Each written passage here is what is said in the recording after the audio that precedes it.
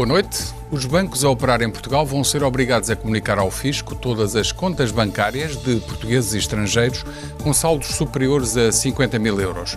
Ao mesmo tempo, todas as contas bancárias de estrangeiros em Portugal, mesmo com saldos muito baixos, vão ser comunicadas às autoridades do país de origem. Estas medidas decorrem de diretivas europeias que visam combater a fuga ao fisco, o branqueamento de capitais e a corrupção. No entanto, o governo português foi muito mais longe do que a diretiva exigia. Será esta uma medida, uma ferramenta essencial no combate à evasão fiscal ou, pelo contrário, vai gerar desconfiança e fuga dos investidores do país? Esta iniciativa legislativa vem a par com a criação de um novo imposto sobre o património imobiliário. Neste caso, o Governo já admite reduzir o âmbito da aplicação do referido inicialmente pelo Bloco de Esquerda. A discussão sobre o novo imposto já vai longa, mas ainda não está acabada. E, entretanto, surge uma nova polémica relacionada com a leitura dos dados macroeconómicos e financeiros do país.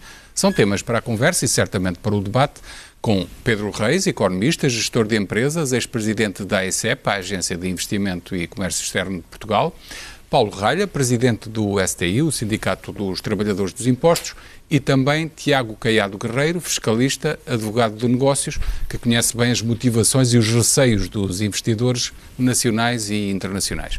Meus senhores, obrigado por terem vindo. Começo por lhe perguntar, Dr. Paulo Ralha, em relação a esta obrigatoriedade de os bancos revelarem ao fisco quais são as contas e quem são os titulares, por definição, com saldos acima de 50 mil euros. É uma medida positiva ou tem muitos riscos e que acabam por anular o efeito positivo? É uma medida absolutamente crucial no que diz respeito ao combate à fraude e evasão fiscal. De facto, é uma medida basilar e não estamos aqui a falar de nada de inédito. É uma medida que em 2000, por exemplo, já estava em perfeito andamento em países como a Dinamarca, a Finlândia, a França, a Itália, a Noruega e a Espanha. E sem quaisquer limites no acesso às contas bancárias. Mas isso era relativamente a empresas? Não. Relativamente a individuais também. Relativamente a empresas individuais. E a Alemanha, hoje em dia, foi muito mais longe. A Alemanha não só tem um sistema que permite o acesso às contas bancárias em tempo real, praticamente, como tem incentivado os seus próprios agentes da Autoridade Tributária Aduaneira, o equivalente na Alemanha, a comprarem dados a banqueiros, dados de cidadãos alemães, a banqueiros suíços ou a banqueiros de outros paraísos fiscais. Aliás, comprar é assim que fora... comprar no mercado, aliciando-os a vender. É assim que surge o SwissLeaks, por exemplo. Ou seja, isto são mecanismos absolutamente fundamentais para combate à fraude e evasão fiscal. E nós não estamos a falar de nada de extraordinário, até porque esta medida, quando nós a depuramos, e quando a depuramos, quer dizer, quando vemos como é que ela será aplicada em Portugal, há aqui muitas barreiras.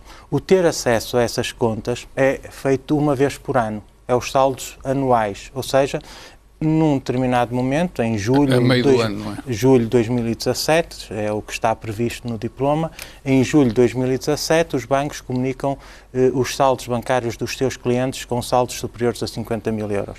O que é que vai resultar daqui? Vai resultar a possibilidade de nós cruzarmos informação do tipo, uma pessoa que tem um saldo de 500 mil euros, 1 milhão de euros e declara o rendimento mínimo, há aqui uma grande disparidade. Chama-se contribuinte e ele justificará. Justificando, sendo plausível a justificação, não há nada a fazer. E se não for plausível, o que é que nós podemos fazer? Bem, podemos fazer muito pouco, porque depois o fisco tem que provar que aquele rendimento ou que aquele saldo foi obtido de forma ilegal. Isso é outra história.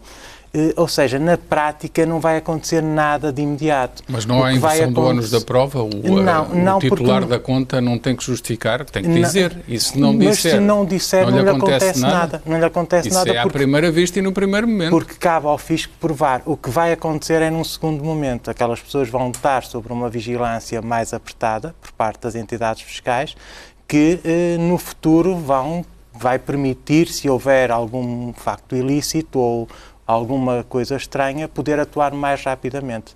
E a intenção da medida é essa, é uma medida preventiva, não é uma medida punitiva. Ou seja, as pessoas, independentemente dos saldos que tenham, não será por esse facto puro e simples que lhes vai acontecer alguma coisa. O que vai acontecer é, se tiverem uma grande divergência entre o saldo bancário e o rendimento declarado, vão começar a ser vigiados de outra forma pelo fisco. Já veremos, porque pode haver tentações para fazer outras coisas. Pedro Reis, em relação a esta matéria, acha que é assim tão simples ou terá outro objetivo? Eu, acima de tudo, acho que desta matéria e, acima de tudo, as várias encadeadas é que me preocupa em termos do ambiente geral amigável para o investimento, sinceramente. Ou seja, isto não é amigável, é isso? Não é que não seja amigável, mas há aqui toda uma carga, isoladamente, o Dr. Paulo Reis explicou isso muitíssimo bem, fora de causa, percebe-se bem a consistência e a integridade da explicação. O meu ponto é de quem viu a atração de investimento em formação em anos muito difíceis e senti que estas temáticas são hipersensíveis para quem vem. E há uma certa contratualização e uma série de sinais que se vão acumulando que podem sinalizar uma atitude de desconfiança com a criação de riqueza e com a capitalização de projetos em Portugal, com a transferência de valores e de rendimentos. Eu lembro bem, quando se pensou nessa matéria, na atração do investimento externo e na atração de gente válida e na atração de poupanças, que se apontou a dois targets, dois alvos principais. Os pensionistas estrangeiros. E o espírito foi, já tinham descontado nos seus respectivos países, portanto não valia a pena, não fazia sentido, não era justo, não era fair penalizá-los aqui. E os residentes não habituais. O Dr. Tiago Caiado Ferreira e mesmo o Dr. Paulo Reis sabem muito mais dessa matéria do que eu, mas do ponto de vista da atração do investimento. E o ponto foi que houve uma certa contratualização no sentido de isolar, até porque nós sabíamos que muitos dos residentes não habituais pagavam uma taxa especial de 20%, que dos pensionistas que passaram a pagar cá 0%, vinham num certo acordo em que arbitrariamente faziam uma arbitragem na comparação com os seus respectivos países, com o que descontavam nos seus respectivos países. Aliás, é famoso o caso dos investidores todos franceses que vêm a fugir à taxa do Hollande dos 75%. E o que me parece é que, à medida que se vai alastrando uma série de medidas todas no mesmo sentido, todas com uma sinalização de desconfiança, de querer criar barreiras ou criar mais taxas e impostos e penalizações e agravar a carga fiscal desses mesmos investidores estrangeiros ou desses residentes não habituais, nós vamos acabar por afastá-los. Mas neste caso ainda não é uma tributação, poderá, eventualmente, no futuro, médio prazo ou longínquo, se vir a ser, não é apenas saber os saldos. Isso tem algum perigo especial? Per si afasta o investimento ou não? O que eu sinto em muitos investidores estrangeiros e pequenos investidores, já depois podemos conversar sobre os maiores investidores empresariais e por aí fora. O que eu sinto é que há, neste momento, uma apreensão das pessoas. Ou seja, o que é que se passa em Portugal para que estejam a mudar as regras do jogo? O que é que aconteceu? Que não seja uma procura. Não estou a dizer agora esta medida em concreto. Sim, mas já agora esta medida geral, em relação aos que não são naturais ou portanto, aos estrangeiros, o limite não são os 50 mil euros. É um cêntimo ou dois, já é a conta, é o que lá estiver. Pronto. E isso é entendido como uma invasão da sua esfera de privacidade, que obviamente o Estado está fora de causa, que o Estado tem todo o direito de entrar por onde entende. Mas há um levantar das defesas destes estrangeiros, destes residentes não habituais, destes pensionistas, no sentido em que há aqui uma mudança de enquadramento e de circunstâncias que eles consideram, e já iremos provavelmente ao imposto sobre o património, isso ainda acresce nessa linha, mas é que é tudo na mesma linha. O ponto, enquanto nós vemos e decalcamos esta questão isoladamente, o ponto de vista do investidor vê em todo um leque e uma quase como eu não quero usar o termo agressividade, mas uma desconfiança ideológica perante isso. E, portanto, esta medida também o investidor estrangeiro não gosta. Há muitos casos. E falou dos pequenos, muitos dos investidores são pequenos, o somatório dos seus investimentos é que fazem um grande volume e, portanto, um a um podem ir passando palavra e criar um ambiente de retração. É essa a sua preocupação. Se me permite dar só uma achega ou duas achegas. Uma para dizer que esta diretiva é uma diretiva comunitária e só não foi ainda adotada por Portugal e por outro Estado-membro. Ou seja... Mas tivemos o cuidado de dizer é uma diretiva, mas o governo português foi muito mais além. Porque sim, no caso mas dos nacionais, mas não foi o único não precisava de o fazer pela diretiva em si. Mas não fazia sentido fornecer dados de cidadãos estrangeiros a outras entidades e as outras entidades darem dados de cidadãos portugueses e o Estado português não ter acesso a esses dados no seu próprio território. Não fazia muito sentido. Mas há outra questão.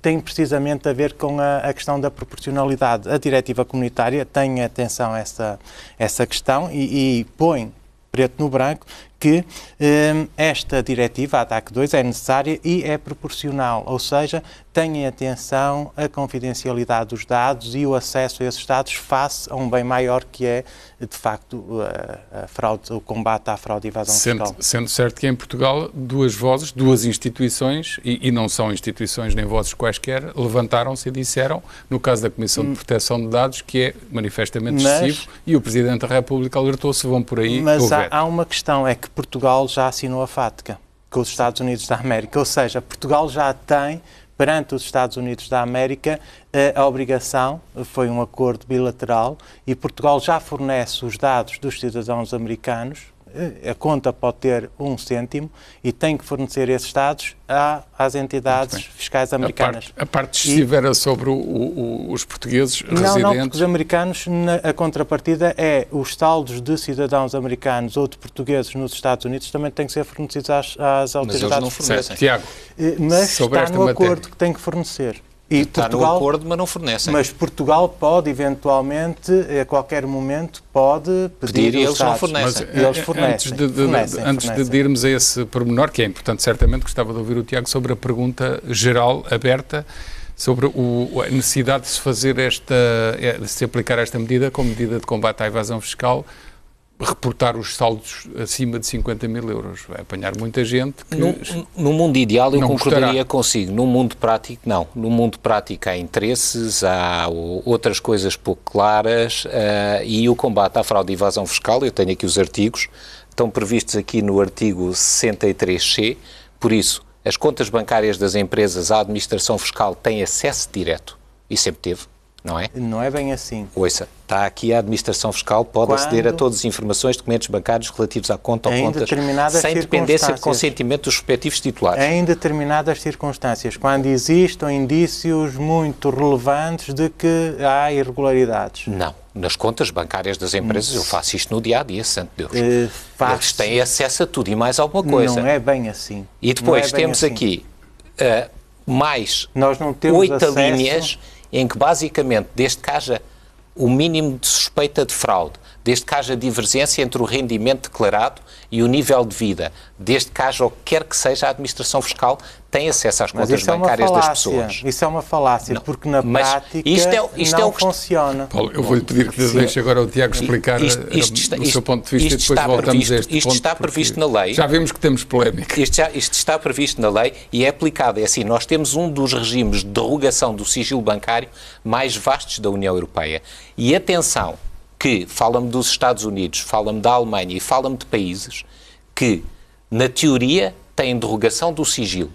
Na prática, dos países mais opacos em termos de informação no mundo são os Estados Unidos em termos do sigilo bancário. E, por exemplo, temos a FATCA e os americanos recebem a informação dos americanos, mas não dão informação aos outros países. E isto falei eu com a diretora do IRS americano. E essa informação é-lhes muito útil para eles tomarem decisões económicas estratégicas sobre os outros países. Eles querem informação para saberem o que as outras empresas têm e o que as outras empresas fazem. O mesmo fazem com os bancos. Por isso, nós abrirmos a informação toda e darmos a informação toda sobre os contribuintes. Não só é uma violação do sigilo bancário da vida privada, que eu acho que vai muito para além do que um Estado de Direito deve fazer, como essa informação depois pode ser utilizada em prejuízo das próprias pessoas e ser informado também a outros Estados. Precisamente, começámos pelo aspecto internacional, mas em relação a portugueses residentes em Portugal que têm as contas bancárias cá, nunca aconteceu, será a primeira vez. Isto tem um efeito positivo ou negativo? Eu acho que tem um efeito altamente negativo. Porquê? Eu, pelo menos as pessoas com quem falo, primeiro porque isto é um país que é uma democracia muito relativa. Tem aqui revoluções regularmente, tem nacionalizações, tem a ideia de criar impostos punitivos, tem ideias assim muito, muito perigosas e que enervam as pessoas. O capital, há uma descrição muito gira sobre o capital que diz: o capital é como os ratos, quando houve barulho esconde-se. Por isso, o capital em Portugal, se tomarem uma medida desta forma, vai provavelmente grande parte sair dos bancos, o que vai afetar os bancos, vai grande parte sair de Portugal e provavelmente até há uma monetarização muito significativa da economia. Portanto, passam a Isto é o que circular vai as passar notas na prática. de 500, se entretanto não forem 500, 200, determinadas. 50, de 20, se calhar até de 5 E euros. os bancos podem ter uma crise de liquidez Eu acho relativa? Acho que é assim, crise de liquidez já eles têm. Junto Pode com agravar. mais esta medida pode agravar e pode levar muitas pessoas a tirar o capital. E há uma coisa que nós temos que ter, nós não podemos acreditar nas medidas teóricas lá que os suecos fazem. Os suecos não têm nada a ver com a nossa cultura. Os ingleses, por exemplo, não são nada transparentes. Os franceses falam muito de transparência, mas não são minimamente transparentes. Uma praça que vive Não é? à custa de transações ocultas. Mas os Estados Unidos também vivem à custa de transações ocultas. Nós não temos no projeto político esse caminho. Não, mas é assim. Mas queremos que o dinheiro saia daqui todo para a Espanha? Mas a questão é que Espanha já tem um modelo destes a funcionar e não há fuga de capitais de Espanha. Mas não é sobre os saldos de 50 tem nada mil a euros. ver. É menos? Não, é menos?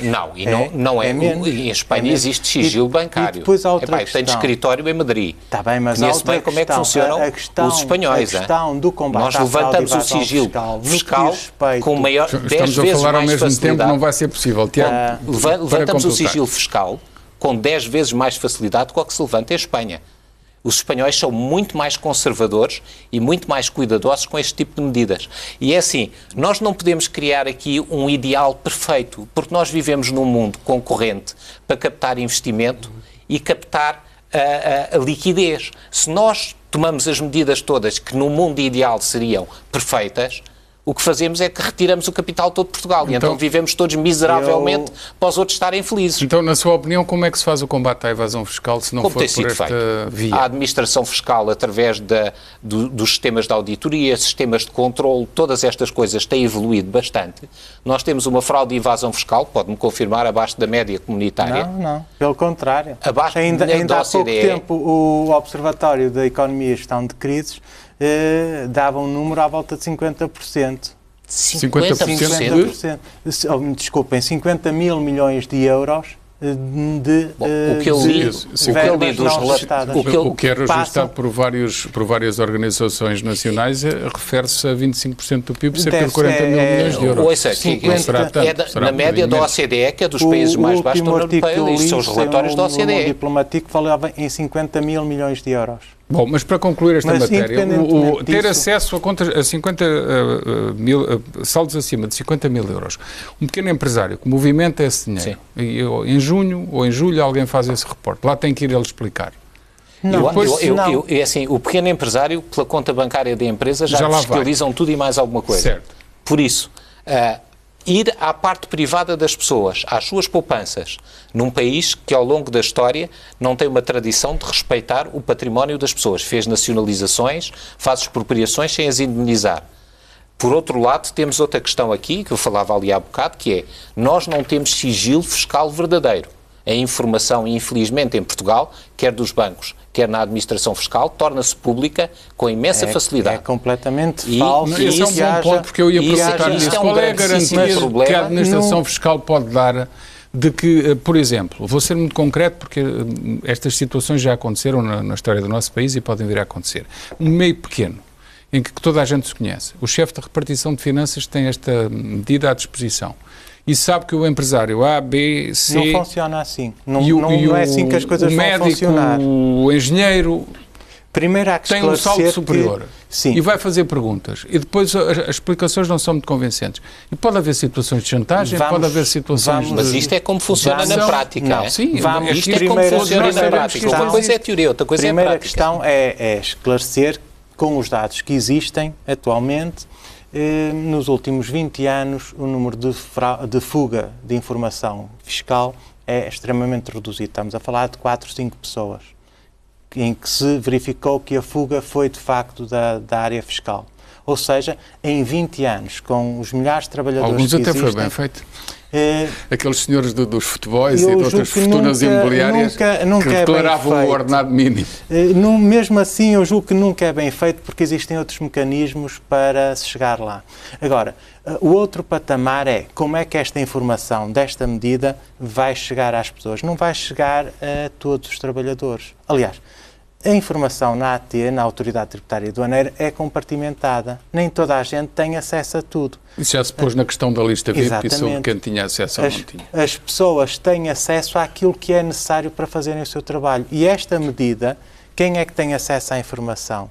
A informação é disponibilizada à Diretora-Geral e a Diretora-Geral, com o manancial de informação que vai ter, o que é que vai promover? Vai promover um algoritmo e que permita fazer uma análise de risco, ou seja, uma análise de uma grande divergência entre o valor, o rendimento e o valor da conta bancária. Sabe que isso tem sempre uma contra-argumentação, é que o polícia tem que ter um polícia para o vigiar. E depois o polícia tem do a polícia. Comissão Nacional Quem é de ele? Proteção de Dados, tem a Assembleia da República... Que já se mostrou contra esta medida. Mas a Assembleia da República não tem... Não há uma supervisão que verifique do cumprimento das coisas. As instituições portuguesas públicas não são sujeitas a supervisão nem verificação. Os privados são sujeitos a fiscalização permanente. As institutos, entidades públicas, etc., fazem tudo e mais alguma coisa e nunca são sujeitas a fiscalização. Não é verdade, porque a Administração Fiscal tem a Inspeção-Geral de Finanças que permanentemente vigia e permanentemente, eu até digo mais, hoje em dia isto não é novo, já acontece há muito tempo, sempre que sai uma notícia com dados que de alguma forma toquem em registros de fiscais de um contribuinte, no dia seguinte é aberto um inquérito. É sempre assim? É sempre assim, para averiguar se houve fuga de informação por parte da Autoridade Tributária e Aduaneira. O que é que se tem registado? Não tem havido.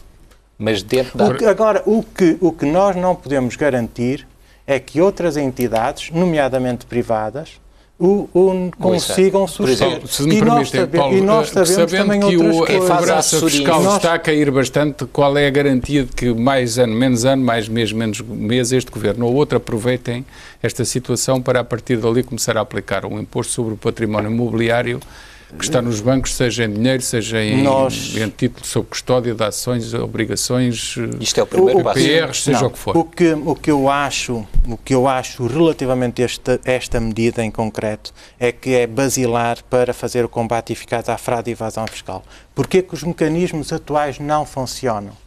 Nós temos, se formos ver a lei... Desculpa, este risco do que eu falei ou não? Há sempre esse risco acontece com tudo, quer dizer, nós podemos estar aqui a beber o copo d'água e, sem saber, ter veneno. Isto é claramente isto é claramente um primeiro passo para a criação do imposto sobre o património. Isso é tentar... Claríssimo, é o que acontece neste caso imobiliário. Significa o imposto sobre o património, para as pessoas que nos estão a ver percebem, é um imposto que vai abranger os depósitos bancários, as casas, o automóvel, todos os bens que as pessoas têm.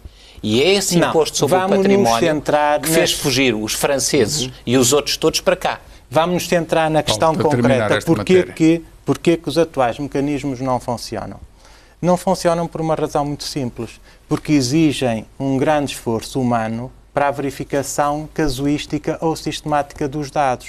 Ou seja, exigem uma administração fiscal que hoje em dia não pode existir em termos de recursos humanos.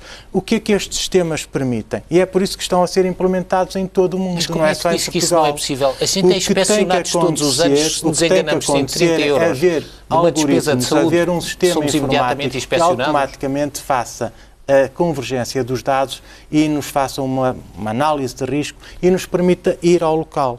E depois há outra questão que está aqui em jogo. Rapidamente, que temos que passar para outro tema e o Pedro Reis está aqui em déficit de participação. Não tem que temer nada, quem não deve não teme. Esta medida não visa, como muitas vezes tem sido propalado, fazer um imposto sobre o património ou sobre as poupanças. Isto visa, pura e simplesmente, fazer um combate eficaz à fraude e evasão fiscal. Isso é crucial, mas só para terminar, isto é crucial, porque enquanto nós fecharmos os olhos a esta questão, como este gráfico indicia, quem é que paga impostos? Ou a carga fiscal sobre quem incide. E isto é uma bomba para a democracia. Este é que é o verdadeiro perigo. Paulo, é que se isto persistir, se esta situação persistir, o que vai acontecer é que a própria democracia fica em perigo, porque são sempre os trabalhadores por conta de outros, os pensionistas, que vão ter uma carga fiscal superior. Estes são os mais ricos que fogem mais, é? Exatamente. Há sempre uma carga fiscal sobre os mesmos que vai provocar o quê? Vai provocar uma erosão constante, que aliás é visível, e que depois se vai transferir para o voto. E os extremismos acontecem temos assim. Temos que acelerar nesta matéria. Isto é uma situação importantíssima e é por isso que eu estou absolutamente empenhado e confio na benevolência desta medida. Mas nós temos assim tanto rico em Portugal. Temos que avançar nesta matéria, mas o próprio anterior Diretor-Geral das Contribuições e Impostos disse claramente neste estudo que havia, em relação às fortunas de 25 milhões de euros, em média 5 milhões de rendimento anual, que pagavam 0,5% do IRS e a maior parte escapava, portanto cerca de 1.200 fortunas dessa dimensão e apenas cerca de 200 estavam identificadas. Mas pode haver uma explicação para isso. Atenção, que as pessoas com maiores fortunas, e eu gostava muito de ser uma delas, mas não sou, as pessoas com maiores fortunas têm os investimentos através de empresas, por isso pagam IRC e a maior parte deles não distribui dividendos. E isso acontece em todos os países do mundo. São sujeitos a tributação em nome das empresas. Sim, mas o que ele referia era comparado com outros países. E vocês então têm conhecimento, isso então têm que as combater. Agora, temos que as combater com medidas destas. Não. Meus senhores, não podemos continuar muito mais nesta matéria. Dr. Pedro Reis, em relação àquilo que era o conjunto das medidas que acha que estão a criar esse ambiente de receio da parte dos investidores, há outra matéria que os preocupa, que é esta célebre discussão sobre o imposto especial sobre o património. Para circunscrever os espectadores, lembramos que esta matéria foi anunciada como um imposto que incidiria sobre património imobiliário acima de 500 mil euros e depois foi progressivamente sendo abordada o âmbito e a generalidade de critérios aplicáveis, sendo alterado na discussão e até chegando aos tais 8 mil proprietários que têm casas acima de 1 milhão de euros. Mas a discussão não está acabada, porque se instalou a dúvida sobre o que queria realmente o Governo e os partidos que o apoiam. Tem receio do âmbito da aplicação deste imposto e considera-se esclarecido ou não? Eu acho que justamente, seja no ponto de vista dos particulares, seja do que hoje aos empresários, e estou a falar das empresas, das PMEs, não estou a falar das grandes empresas e por aí fora, há de facto aqui esta medida, este anúncio, não sabemos ainda os seus contornos, passou ali uma fronteira. Que é a fronteira de, a certa altura, esta intervenção é já para resolver um problema maior, tem uma carga ideológica complicada e não sabemos onde é que começa e não sabemos onde é que acaba. É para resolver um problema maior, que é a falta de dinheiro nos cofres do Estado. Aí também, claramente. Quer dizer, parece-me. Ou seja, isto seria preciso mais tempo, uma conversa mais larga, ou seja, a percepção que eu sinto nas empresas é a seguinte, ponto 1, há aqui uma linha que não é amiga da economia e das empresas e do investimento. E aí pegam no tema das reversões, quer se quer não, mas houve reversões das privatizações das concessões, juntam tudo, com razão ou não, das 35 horas, da interrupção da quebra da baixa no IRC, sentem o certo, que eu costumo dizer, já que eu usei esta expressão, um certo Natal corporativo com fins eleitorais, ou seja, o IVA da restauração é um exemplo disso, a percepção que é crescendo algumas dificuldades de tesouraria do Estado e, portanto, é os fornecedores do setor da saúde que eu começo a ouvir a queixarem-se, é as pessoas que não receberam os reembolsos do IRS a tempo e horas e por aí fora. Não sei, não tenho elementos para dizer se tudo isto é factual. Sinto este mal-estar que vai crescendo e uma certa desconfiança com o momento económico que ele é que não aparece. Já para não referir, por exemplo, ainda hoje, ou ontem, saiu a quebra no ranking da competitividade, perdemos 8 lugares. Qual é o fator mais problemático? Foi justamente o fiscal. Taxas e impostos que aparecem... Sobretudo a imprevisibilidade. E da imprevisibilidade e da carga, que aparecem por todo lado. Ora bem, dentro disto, isto por um lado, por outro lado, a percepção que a economia não está a responder, como nós sabemos. Quer dizer, não está as exportações a perderem gás, o investimento não aparece. Essa é a outra matéria mas já lá vamos. Mas ainda em relação a este imposto... Não, eu não quero fugir. Se ele aparecer... O ponto é, estes dois é como as pessoas recebem a notícia. Certo. Bom, e aí eu acho que há dois pontos de vista. Há o ponto de vista dos particulares. E a percepção dos particulares foi, atenção, que o que nós não votámos nisto e não estávamos à espera disto. E, portanto, há aqui as ideias que até eram engraçadas dos blocos de esquerda e por aí fora. Calma lá que isto começa a atingir a minha vida de uma maneira complicada.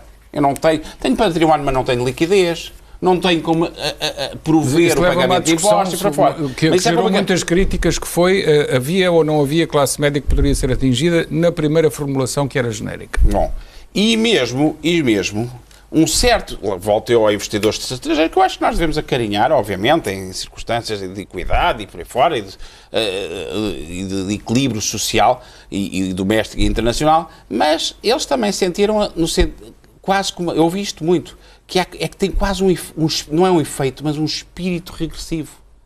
No sentido em que nós compramos um certo património, investimos em Portugal e agora vão-nos taxar num enquadramento que não existia até aqui. Isso não é bom também. Terceiro e último aspecto, seja estrangeiros, sejam portugueses, que eu fui ouvindo, é o tema de a percepção de que começa aqui, amanhã alarga-se mais, vem a escalões mais abaixo, revêem valores matriciais e prepara, tem armas poderosíssimas e a certa altura, como se há a percepção que a economia não está a responder, não há receita para prover as promessas todas de aumento de despesas que foram sendo feitas, lá está, infelizmente vai ser as PMEs e a classe média. Eu acho que isto realmente vai atingir o coração do sistema. Tiago, eu ouvi claramente no início que era um imposto sobre o património imobiliário acima de 500 mil euros. E não foi definido exatamente o âmbito. Pouco depois ouvi dizer que a tensão não atingia as produtivas, deduzir na minha cabeça que património afeta empresas, edifícios, para instalações industriais e por aí fora estaria de fora, mas não especificaram bem. Sobretudo, na última fase já dizem que tudo o que é empresas não entra, e na minha cabeça só pergunto, então umas fundações que não pagam nada e que nem se sabe o que andam a fazer e têm esse património também não vão ter esse imposto, e as famílias vão tê-lo. Depois, dentro das famílias, ouvi dizer que a riqueza é que ia ser tributada, a poupança não ia. Como é que isso se distingue em relação a uma casa que vale mais de 500 mil euros, ou um conjunto de casas? Depois ouvi dizer, numa outra formulação, que era o que é herdado também não é incluído, o que não é herdado é incluído. Então quer dizer que recebe-se grátis e não é incluído, e quem andou já com o dinheiro do seu rendimento a ser altamente tributado em IRS, em alguns casos, nas taxas marginais de 56%, com mais 11% de segurança social, sobre a mesma origem, esse sim é tributado como se fosse um criminoso e não se sabe bem a origem, portanto tem que ser tributado. Tudo isto não me faz sentido. E depois no fim vem dizer, afinal é sobre 1 milhão. Porquê? Porque tiveram medo que aquilo fosse sobre a classe média e sobre pessoas que não tinham que ser injustamente penalizadas. Bom, a explicação que eu ouvi ao longo do tempo não faz sentido nenhum, nem na técnica fiscal, nem na justiça fiscal, nem no que quer que seja, porque não é consistente. Primeiro, os 500 mil euros é um nível muito baixo e vai apanhar a classe média. Segundo, um imposto, quando é feito para ser produtivo, e sabe isso, tem que apanhar muita gente. Por isso começa lá em cima, daqui a 3 anos está nos 50 mil euros e apanha toda a gente. Porque é com a produtividade, isto é, a apanhar 2 ou 3 milhões de pessoas, que se tem receita. É o que vai acontecer se criar um imposto. Depois, estas diferenças que foram feitas por herança não recebe, então e o outro que trabalhou imenso e foi altissimamente tributado vai pagar. Quer dizer, todas estas explicações são um tatear de quem não percebe quer a técnica fiscal, ou então tem receita da opinião pública. E nós o que criámos aqui é o seguinte, nós tivemos um exemplo há pouco tempo, que foi Londres, que introduziu um imposto progressivo e criou uma crise imobiliária há 1 ano e meio em Londres com a criação do imposto progressivo. Temos outro exemplo, que é o Dubai, que é uma zona mais quentinha, mas estamos com um bom tempo aqui, introduziu um imposto também com características semelhantes, tiveram uma quebra de vendas de um ano para o outro de 20%. Por isso, o que nós vamos fazer, que pela primeira vez... Um setor tão dinâmico e a chamar tanta gente do Que é a única coisa, porque não há empresário que invista assim questões enorme. com a insegurança que sentem hoje em dia em Portugal. Vamos dizer as coisas diretamente. Não é? Nós ligamos com investimento, ninguém investe nada cá. A única coisa que está a acontecer é a área da construção e dos estrangeiros a virem para cá que aguenta o país. Nós íamos para a bancarrota. E então, o prémio que vamos ter a todas essas pessoas que vêm para cá, que estão a recuperar Lisboa, Coimbra, o Algarve, o Porto, que foi dito que é como a capital da moda ao lado de Paris, toda essa dinâmica, que foi exatamente o que a Suíça fez em 1953, foi captar as fortunas e daí financiar-se e criar indústrias, vamos de repente criar um novo imposto que vai penalizar. Mas mais grave que isso é nós pensarmos que entre 2004 e 2016 a receita do IMI cresceu 400%, de 400 milhões de euros para 1.600 milhões de euros. E a inflação deve ter sido para aí 11%.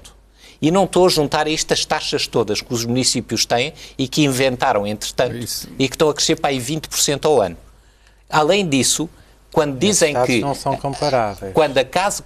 Quando, por exemplo, um imóvel não paga imposto, o imóvel paga IMI e se estiver arrendado paga 28% ou é englobado no IRS. Por isso, tem uma paga por existir com a taxa autónoma. E paga por existir, também os juros têm. Paga por existir e paga pelo rendimento. E de quando um estrangeiro compra uma casa, que é uma coisa que não se diz cá em Portugal, é por isso que os espanhóis fazem tudo para os atrair, os franceses e toda a gente, os ingleses, os americanos, etc., a Flórida é isto. Um imóvel tem 23% de IVA não dedutível na construção e nos serviços. Por isso, tudo isso é receita para o Estado. Depois tem IMT a 6,5%, que os estrangeiros compram casas caras. Depois tem imposto de selo dos empréstimos. Tem IRC dos lucros, que é 23% com a derrama. E tem IRS e Segurança Social sobre os salários, que vai para aí para 60%. Com a construção. Por isso, cada vez que se vende uma casa, e sabe isto, 40% a 50% de uma casa é imposto. Numa casa de 1 milhão, 400 a 500 mil é receita para o Estado.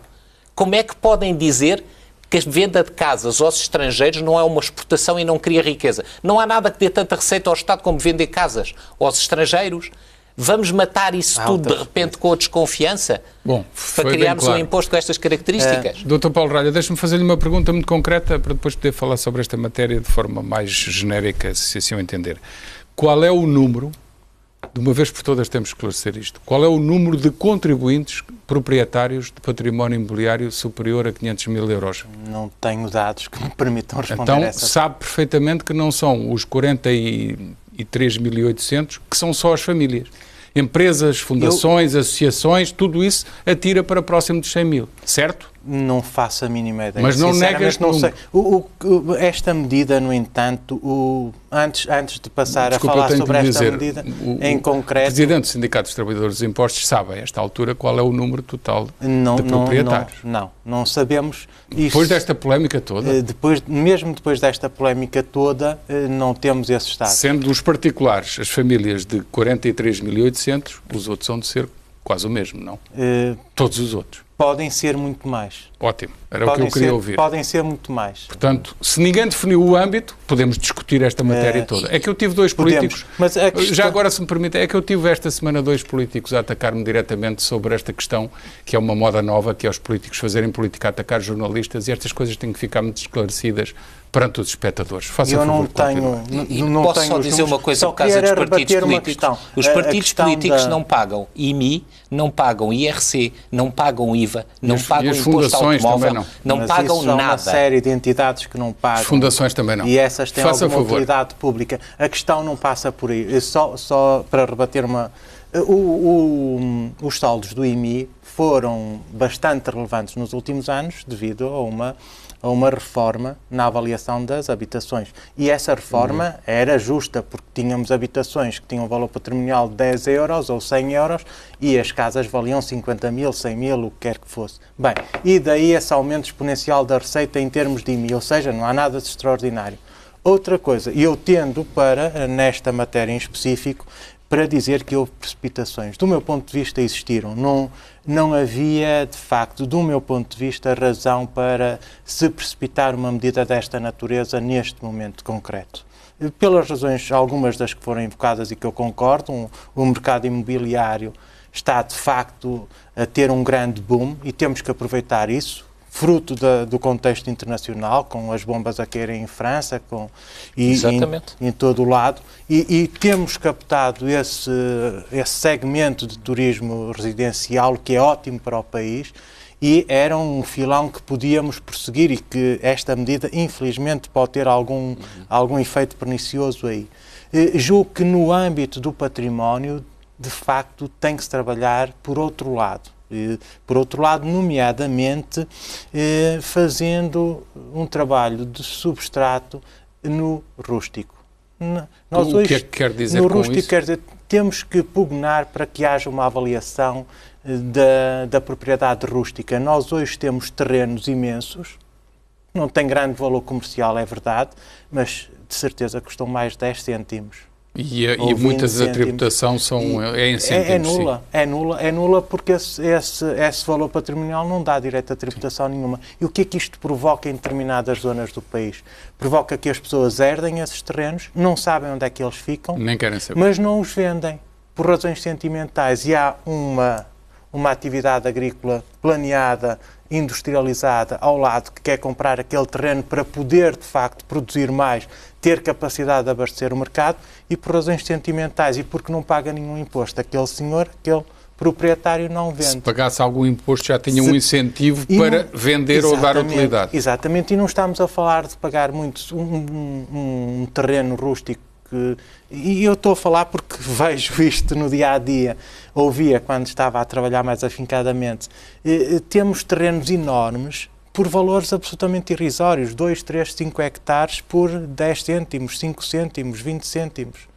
Isto não... Portanto, o equilíbrio devia ser também por outra via e não só aquilo que foi falado. Se conseguíssemos equilibrar a receita por essa via, desenvolvia e permitia que houvesse maior competitividade a nível da agricultura, por exemplo, o desenvolvimento agrícola, desenvolvimento da atividade industrial agrícola e, ao mesmo tempo, revitalizava o negócio e permitia uma arrecadação de receitas que, se calhar, compensava eventualmente esta, que, mesmo em termos de arrecadação de receitas, julgo que não terá a relevância que possa parecer à primeira vista.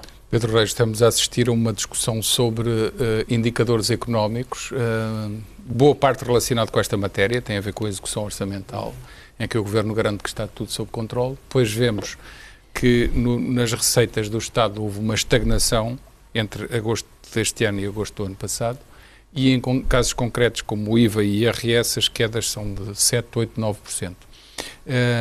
Portanto, há alguma desconfiança de um lado do espectro político em relação à execução do lado da receita, do lado da despesa há desconfiança sobre se será sustentável o nível de cativações, e a discussão alarga-se agora também para o âmbito económico, com governo, partidos que o apoiam e a oposição a discutir se o investimento afinal caiu ou subiu, se o PIB afinal está a cair ou não cai tanto por causa da governação e das medidas que tomou. Em que é que ficamos, na sua opinião? Pois, eu aliás acho que é muito curiosa e toda esta discussão, porque de facto eu acho que há uma área, que aliás o Dr. Paulo Ralho introduziu muito bem o tema, que é até que ponto é que a justiça social, que é um dos pilares da saúde da democracia, acho este tema muito bem. O que me preocupa é que esta discussão está mais aguda e os instrumentos estão mais agressivos porque não há crescimento económico. Esse é que para mim, o problema chave que nós estamos... E não há crescimento por... os indicadores que tenho é de quebra de receita fiscal a agudizar-se nas frentes todas. No IRS, no IRC, no IVA e até no ISP. Veremos os números que forem saindo. Da taxa de imposto. Apesar do aumento da taxa de imposto, ou seja, a escalar a uma velocidade preocupante. Veremos nos próximos meses o que virá. E em relação ao tema hoje da discussão que tive a oportunidade de ouvir ligeiramente, do tema do investimento. Sim. Não há investimento que se veja em Portugal neste momento. O Ministro da Economia diz que o investimento estrangeiro cresceu. Sim, bom, mas o investimento estrangeiro, mas convém depois apresentar casos concretos. O investimento e eu sei da dificuldade, eu, à frente da ICEP, eu considero, quando hoje faço o balanço com a maior objetividade possível do que fizemos, eu acho que fomos mais bem-sucedidos na temática da exportação do que da captação de investimento. Porque 1 ou 2 anos foram perdidos em termos de reputacionais. Ninguém queria investir em Portugal. Portanto, eu percebo isso, eu sei o que é isto. E eu acho que nós estamos num período análogo. Em termos de captação de investimento, ou seja, com um risco reputacional, com uma desconfiança e por aí fora. E tanto quanto ouço e quanto vejo, e não é pouco o que vejo e o que ouço já agora, sinceramente a percepção que eu tenho é que há algum investimento arrastado pelo 2020, mesmo aí com dificuldades de comatar o contributo nacional, seja do Estado para acelerar certas linhas, seja das empresas. Depois há algum investimento de expansão de multinacionais. Eu hoje ouvi um número que eu não tenho dificuldade de ver onde é que estão os 89 mil postos novos de trabalho. Eu não sei se aquele número não tinha a ver mais com, por haver algum investimento, assegura-se ou pensa-se que se assegurará a manutenção desses postos. Que sejam líquidos criados, tenho alguma dificuldade de ver esse número. Depois, já falámos muito na área do imobiliário. Ou seja, isto só para terminar, o meu ponto é... As coisas estão a parar. A economia não está saudável. As perspectivas não são boas. Temos que ser, quanto mais rápido acordarmos e assentarmos sobre isto, melhor para o país. Não tem nada a ver com temas políticos, não tem nada a ver com eleições, não tem nada a ver com governos. Sempre que se fala nisto é logo tudo carimbado como posição partidária. Tenho aqui o gosto de vir falar consigo há anos e eu já diz muito bem, aqueles temas de base, que é de ter uma estratégia económica. Quais são os mercados que vamos procurar de internacionalização? Quais são os segmentos e as fileiras de valor que vamos captar investimento? Onde é que estão esses players? Como é que se, de uma vez por toda, ataca-se a burocracia? Como é que se assegura um quadro de estabilidade fiscal e se retoma as condições de competitividade? No próprio investimento público, hoje muito discutido, onde é que está o tal... Foi preparado e foi negociado, eu acompanhei essa fase, do melhor trabalho prévio que foi feito, o IEVA, sobre o quadro do 2020, em termos de infraestruturas públicas, do ferroviário, sim. Onde é que ele está? Que é crítico para nós, até aí estamos todos de acordo, não é? O último governo defendeu um certo programa, 6 mil milhões de euros de investimento, este governo é alicerçado, até ideologicamente, num investimento público vigoroso. Estamos todos de acordo. Não o faz. Onde é que ele está? Eu não vejo nada disto. E, portanto, não há como, se não há criação de riqueza, se não há confiança na economia, se não há investimento, não podemos lançar mão de todos os impostos, de todas as taxas, que é só cavar mais o buraco. Aquilo que foi. Tem que virar o modelo, ainda vamos a tempo de virar este modelo. O modelo era como uma promessa de crescimento de 2,2%. Mas quantos mais trimestres a cair exportações e investimento, PIB, índice de competitividade, índice de confiança, produção industrial, volume de serviços, está tudo a cair. Tiago, rapidamente, sobre esta guerra de números e sobre o que está a acontecer. O que está a acontecer na prática é muito simples. Não há investimento, a atividade económica está-se a degradar, não há confiança, basta falar com empresários, as pessoas que lançam negócios, etc. A única área que está a funcionar, querem criar este imposto para matar, que é a área do turismo residencial e do turismo em geral, que representa 10% da economia, mas não é suficiente. E o que vimos é que há uma questão ideológica por trás, em que parece que haver uma visão sancionatória de quem produz riqueza, quer trabalhando a nível individual através do seu trabalho, quer através das empresas. E os empresários e as pessoas, se sentem acossadas ou assustadas, não investem. Já passaram uma crise terrível em 2011. É difícil. Foram prejudicados com falências de bancos. Agora é criada insegurança, não há pura e simplesmente investimento e não parece haver pragmatismo para o estimular. Paulo, em relação à execução do orçamento na parte fiscal, que é uma matéria que é da sua casa, digamos. Como sabe, os impostos nos últimos anos tiveram um acréscimo brutal, apesar da crise. E era insustentável que esse tipo de política prosseguisse. Quer dizer, era praticamente matar os portugueses. E está a haver algum abrandamento em termos de arrecadação, o que é absolutamente normal e que tem que ser compensado com investimento. E eu julgo que agora, com o quadro 2020 e com o retomar do investimento em determinadas áreas, e há grandes investimentos públicos que já foram anunciados, pode haver essa retoma. Agora, há uma questão de fundo que perpassa, é que desde que nós aderimos ao euro, não há crescimento em Portugal. E as estatísticas aí não mentem. Essa é uma discussão muito grande. Essa é que é a grande questão. E hoje não temos ocasião para fazer, mas essa é que é a questão, é que nós nunca mais crescemos em termos de riqueza em Portugal. Meus senhores, terá que ficar para outra ocasião. Muito obrigado, foi uma excelente conversa e eu muito rapidamente faço algumas sugestões de leitura, a começar pela revista Visão, que tem um tema muito importante. Eu peço à nossa realizadora Tatiana que espere só um segundo. A questão que vem na capa da revista Visão tem a ver com as bactérias ultrarresistentes que escapam dos hospitais e entram na cadeia alimentar e são realmente muito perigosas. É um tema que devemos dar muita atenção. Agora sim, a leitura ou a sugestão de livros desta semana: Pânico Generalizado, de Fernando Almada, Segurança Social, Ignorância ou Mentira, num contexto de Portugal e Europa, o futuro que merecemos porque o construímos, é um livro da editora Chiado. De Adriano Moreira, do professor Adriano Moreira, Futuro com Memória, Lições de Vida e de História, uma edição do Clube do Autor. Michael Reid, Brasil, a Esperança e a Decepção, uma edição da editorial Presença, um livro com muita atualidade. E da Vogais, um livro sobre Elon Musk, uma biografia oficial do fundador da PayPal, da Tesla e da SpaceX, o gênio que está a inventar o nosso futuro. Luís Sítima e Hugo Costa escreveram A Corporação Invisível, uma conspiração de contornos bíblicos, a demanda da verdadeira essência do poder, ficção, um thriller empolgante, que é da esfera dos livros. E para terminar, de Luísa de Souza, Luar da Serra, por vezes só o brilho de um sonho nos faz avançar na escuridão, da Chiado Editora. Meus senhores, até quarta-feira, tenham uma boa semana.